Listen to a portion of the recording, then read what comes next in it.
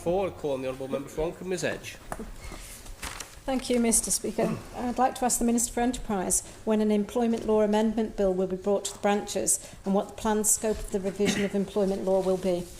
On the Minister for Enterprise to reply. Lord, a consultation on the employment law amendment bill is planned for next year. However, given the very full legislative programme for 2021, it is unlikely that a bill will be brought into the branches before the end of this administration. Presently, it is intended that the bill will address a number of issues, but in particular it will, subject to consultation, address family rights such as shared parental leave and keeping in touch days, whereby women on maternity leave can take on some work without bringing their period of maternity leave to an end. In addition, it is likely to provide for a number of recommendations in the report of the Chief Minister's 0 Hours Contract Committee. Amendments may be made in a number of other areas too. However, again, this will be determined following consultation. Good morning. Under question, Ms Edge. Thank you, Mr Speaker. Clearly the Minister said it next year, but then he also said it unlikely to be this administration. The Minister also then commented on in-touch days. Is the Minister aware that in-touch days is already happening? So is this happening illegally? Minister to reply. Good morning. As far as I'm aware, no. I believe private sector can write this into their contracts. So I'm aware of other activity that is ongoing. We've had a question just recently with regards to leave in terms of days and statutory requirements around employment law. And there are a number of employers I know that offer very generous benefits, and that might well be one of them. Supplementary question, Mr Thomas. Thank you, Mr Speaker. Can the Minister advise what the Chief Minister's mood is about the news that the employment law has been put back again? Because obviously the Chief Minister took the whole issue of 0 hours and employment law modernisation very seriously when he set up his 0 hours committee, which reported 2.5 years ago. For instance, is there something in there about gender pay gap, gender pay, discipline, sex discrimination, flexible working? Because obviously the Chief Minister's Committee put all of that in the hands of the Enterprise Department.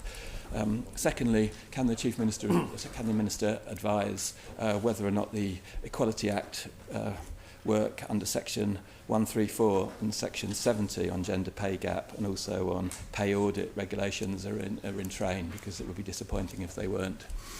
I don't expect the Minister to speak for the Chief Minister, but if you can comment on the timescales, perhaps, Minister. Good my Lord. It's difficult for me to comment on the Chief Minister's mood, I would suggest. But I would say this, that the Chief Minister was very serious with regards to the Committee on 0 Hour Contracts. There was a lot of speculation at the time in terms of potential abuse. Of course, it did come forward with a number of recommendations, which clearly, I think, fall under the remit of the Employment Law Amendment Bill, and that's why a consultation, I think, is very necessary. It is quite far-reaching. The Honourable Member highlights a number of different areas which could be addressed within that bill, and I look forward to bringing that forward for consultation, and I look forward to members engaging with that consultation. The supplementary, Mr Thomas. Thank you, Mr Speaker. So the Chief Minister must be very disappointed then with a 2.5-year delay after his 0 Hours Committee reported. Does the Minister agree that there's a potential conflict of interest, or certainly a perceived potential conflict of interest in his department being responsible for employment law and also being responsible for enterprise? And it could well be that this would have made more progress if it was in Cabinet Office or somewhere else that didn't have that conflict of interest between the requirements of business and the requirements of people who work for business and other employers. Yes, let's reply. Good mind, Lord. No, I don't believe that is a conflict of interest. We have actually been responsible for employment law for quite a number of years, and that has not been raised previously to any significant extent. And in terms of asking the Cabinet Office to take this on, I think that would be asking them to take on an already extensive legislative programme, and it would be unnecessary.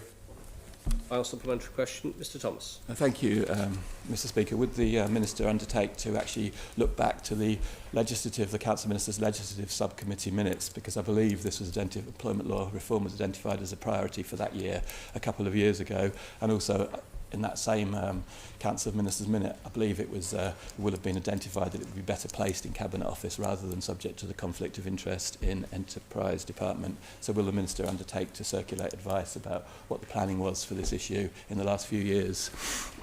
Minister to reply.